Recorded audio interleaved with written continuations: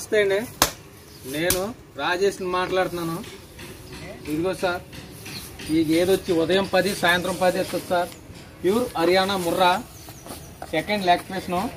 దీని delivery time ఇంకో 4-5 రోజులు ఉంది సార్. ఇది నెంబర్ 1 ఒరిజినల్ ప్యూర్ ముర్రా గేది. ఇదిగో సార్, ఇది ఫస్ట్ లాక్టేషన్. ఇది కూడా ఉదయం 8 సాయంత్రం 8 అవుద్ది సార్. ఇదిగో సార్, దీని కొమ్ము కానీ, దీని కలర్ కానీ, కొమ్ము కానీ, జాతి కానీ చూసుకోండి సార్.